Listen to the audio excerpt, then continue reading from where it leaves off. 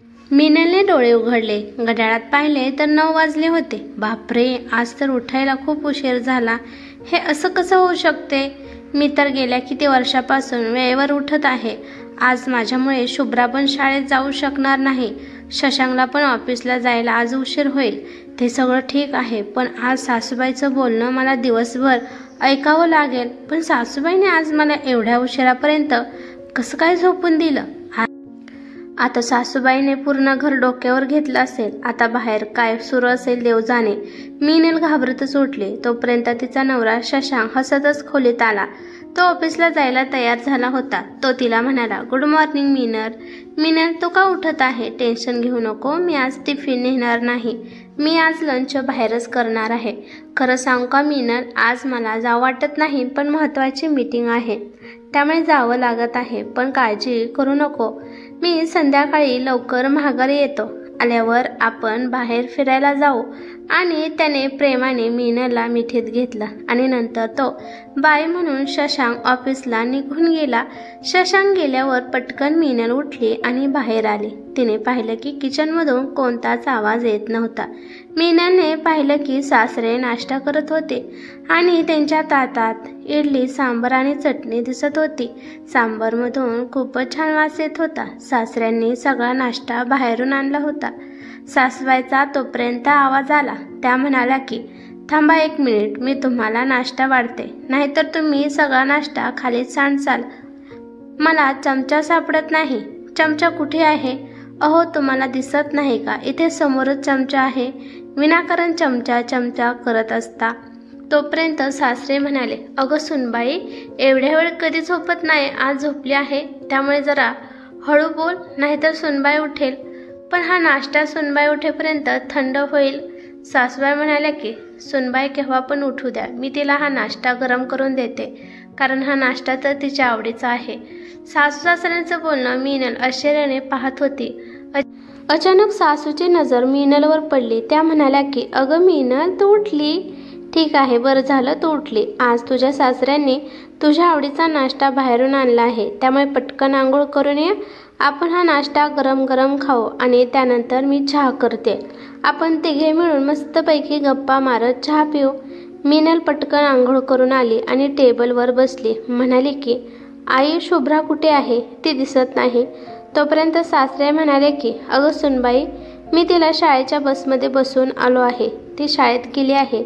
अगं, ती खूप हुशार झाली आहे. आता आपली शुभ्रा स्वतःचं काम स्वतः करायला लागली आहे. आता आम्हाला ती जास्त त्रास देत नाही. आज तिने स्वतःची बॅग आणि टिफिन बॅग घेतली होती.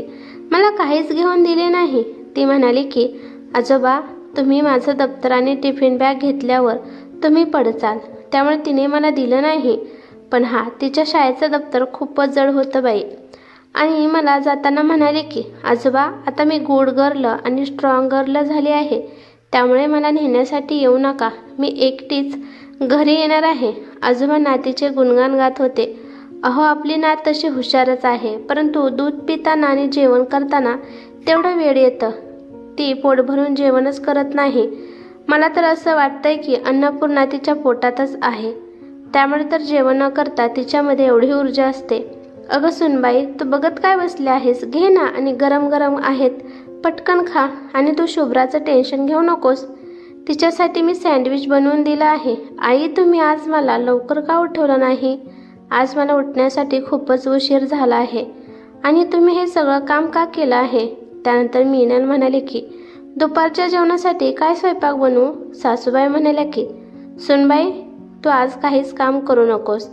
तुझा उद्या वाढदिवस आहे ना, तर मग आज मैत्रिणीसोबत मस्ती कर, फिरायला जा, शॉपिंग करून ये आणि बाहेरच दुपारचं जेवण पण कर. आमच्या दोघांचे टेन्शन घेऊ नको, मी काहीतरी बनवते. आणि शुभ्राचं पण टेन्शन घेऊ नको, बस स्टँडवरून मी तिला जाऊन आणते. अगं, नेहमी तर तू हे सगळे काम करतच असते. शुभ्राला स्कूलला सोडायला आणायला जातेस, तिचा अभ्यास घेते, घरातलं सगळं काम करते, यांची आणि माझी काळजी घेते. शिवाय शशांकच्या पुढे मागे असतेस, त्याच्या हातात सगळ्या वस्तू आणून देते, बाहेरून किराणा भाजीपाला पण आणते. शशांक तुला कोणतीच मदत करू लागत नाही. हे बघ मीनल, आता 2 दिवस मस्तपैकी आराम कर. नाहीतर असं कर की शशांक सोबत तरी बाहेर 4-5 दिवसांसाठी फिरायला जावा. असं पण तुम्ही दोघं खूप दिवस झालं कुठे गेला नाही.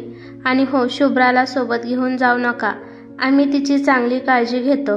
तुम्ही पण नवरा बायकोने एकमेकांना वेळ दिला पाहिजे. नाश्ता झाल्यावर मीनलच्या सासूने मस्तपैकी चहा बनवला. त्यानंतर बोलत बोलत त्यांनी चहा संपवला. मीनलने त्या दिवशी खूप मस्ती केली. मैत्रिणींसोबत बाहेर फिरायला गेली आणि तिच्या बर्थडेसाठी शॉपिंग पण करून आली. ती खूप जास्तच खुश होती. शशांक जाताना म्हणाला होता की संध्याकाळी ऑफिसवरून मी लवकर येतो, पण तो येऊ शकला नाही.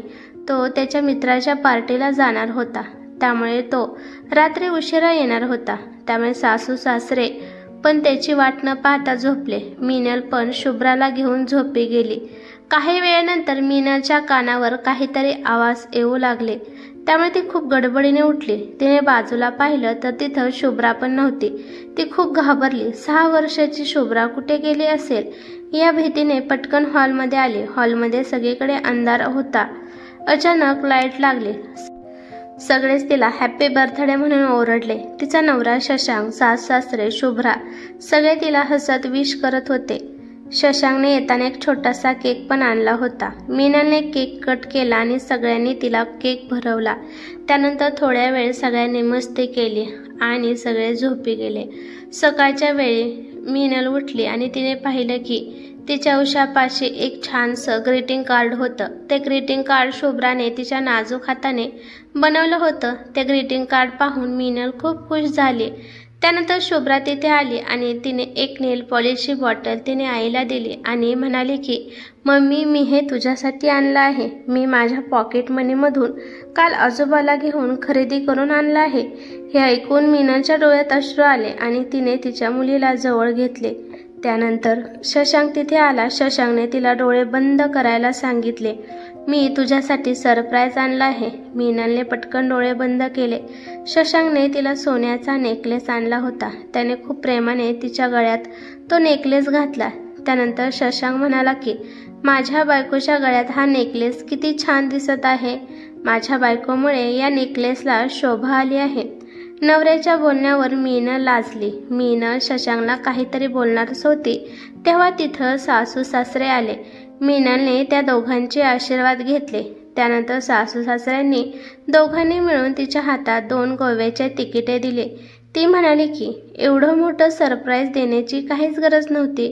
आम्ही दोघेच का फिरायला जाऊ? आपण सगळे सुद्धा फिरायला जाऊ. मीनल उत्साहाने म्हणाली, नाही नाही, आम्ही म्हातारे माणसे तिथे येऊन काय करणार आहे?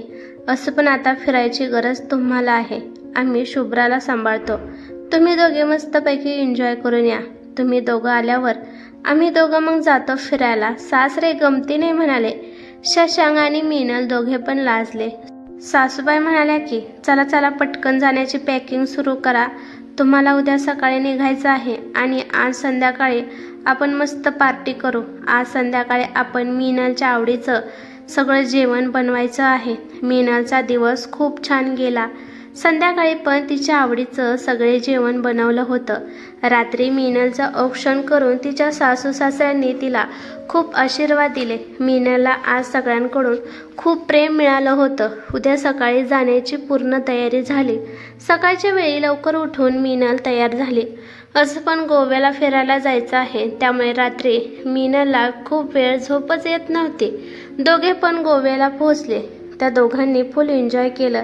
शशांकने पण मीनलला तिथे शॉपिंग करून दिली. मीनलने सगळ्यांसाठी कपडे खरेदी केले. शशांक आणि मीनल सगळे विसरून एकमेकांमध्ये गुंतले होते. मीनलला वाटत होतं की ती अजून पण नवरी आहे, कारण तिला सगळं हे नवीनच वाटत होतं. समुद्रामध्ये दोघे पण लहान मुलासारखे मस्ती करत होते. एकमेकांच्या अंगावर पाणी टाकत होते. पाण्यामध्ये खेळत असताना अचानक मीनलचा तोल गेला आणि ती खाली पडली. मीनलने डोळे उघडले तर ती बेडवरून खाली पडली होती. शेजारी शशांक झोपला होता. तिला लगेच कळलं की ती स्वप्न पाहत होती. तेवढ्यात बेल वाजली. कदाचित दूधवाला आला होता. ती बाहेर आली. तोपर्यंत सासूने आवाज केला की अगं मीनल, तुला रोजच उठायला उशीर कसा काय होतो? आज तू 20 मिनिटांनी उशिरा उठली आहेस. आता पटपट सगळी कामं कर. आज नाश्ता व्यवस्थित बनव. आणि हो, दुपारी माझ्या 2 मैत्रिणी येणार आहेत, त्यांच्यासाठी लंचची पण चांगली तयारी कर.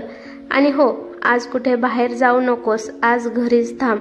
सासूची दररोजची कटकट सुरू झाली होती. आता पूर्णपणे मीनल स्वप्नातून बाहेर आली. दरवर्षीप्रमाणे या दिवशी पण मीनलचा वाढदिवस सगळे विसरले होते. रोजची धावपळ, घरातली कामे, सासूचे टोमणे, सासऱ्यांची ऑर्डर, नवऱ्याच्या प्रत्येक शब्दावर नाचणारी मीनल, शुभ्राची लुडबुड. यामध्ये मीनलचा दिवस ते तिलाच माहीत होत नव्हतं, पण काल रात्री तिने स्वप्नात तिचा दिवस खूप मस्त एन्जॉय केला. एक गोड स्वप्नाने तिचा उत्साह निर्माण झाला होता. ती त्या स्वप्नातल्याच गोष्टींना खरं मानत होती. प्रत्यक्षात एक ना एक दिवस हा दिवस साजरा होईल अशी आशा घेऊन ती उत्साहाने काम करत होती. ही कथा कशी वाटली ते मला कमेंट करून नक्की सांगा. कथा आवडली तर लाईक शेअर नक्की करा आणि चॅनलवरती नवीन असाल तर चॅनलला सबस्क्राईब करा. धन्यवाद.